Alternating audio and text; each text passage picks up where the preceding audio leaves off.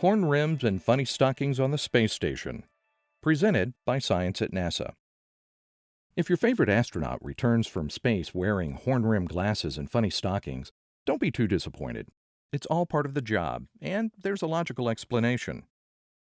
Among the challenges astronauts face during their stints on the International Space Station, farsightedness is fairly common. Hence, the horn rims. But it may be those funny stockings can reduce the need for them. About three-quarters of ISS astronauts experience changes in the structure and function of their eyes during and/or after their mission, says Michael Stenger of Wiley Science Technology and Engineering Group. And some of these changes in some of the astronauts do not correct themselves after the mission. Stenger is one of the principal investigators of an International Space Station experiment with a very long name that we'll call Fluid Shifts Study for short. It's investigating vision problems in space. During space travel, the fluids of the body shift toward the head and even move across blood vessel and cell membranes differently than they do on Earth.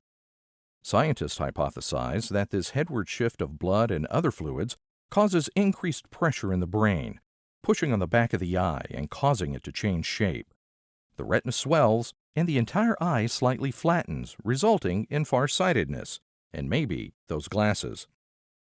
Stenger and his colleagues seek to fully characterize these changes and investigate ways to prevent them. We want to know exactly how much fluid shifts and how it redistributes in the body. How does it move in or out of cells and blood vessels? How do the fluid shifts affect fluid pressure in the head, changes in vision, and eye structures? Those are the kinds of questions we'll answer. We expect to find individualized responses to the headward fluid shift that correlate to vision changes. To find the answers, they'll take measurements of 10 astronaut saliva, urine, and blood at different points in their missions.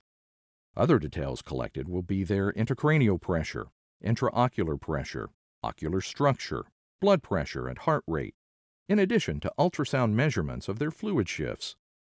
Another aim of this study is to find out whether the Russian Chibis suit, also known as the lower body negative pressure suit or funny stockings, can help keep the body's fluids where they need to be. The Russian cosmonauts used the Chibis suit during the last 3 weeks of their missions as part of their preparation for re-entry. It's really just a pair of semi-rigid leggings that seal at the waist. A vacuum can be applied to reduce the pressure in the device, which acts to trap fluid in the lower body.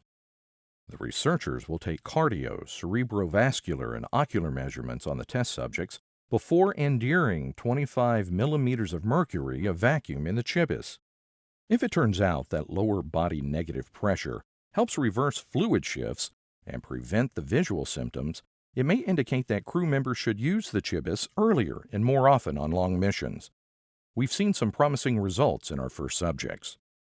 Stenger and company will also be looking at other things that might exacerbate vision problems on the space station. For example, we may find that an exercise that's good for bone or muscle is bad for elevated intracranial pressure. Space travel veterans Scott Kelly from NASA and Mikhail Kornienko from Roscosmos are the first test subjects for this study. They will spend nearly a year aboard the station, twice as long as a typical crew member. They're having measurements taken for the fluid shift study early in their flight, at its midpoint, and about 45 days before they return. Here's hoping they come back in style. No horn rims and hosiery required. For more from the International Space Station, go to www.nasa.gov/station. For news from the always fluid world of science, visit science.nasa.gov.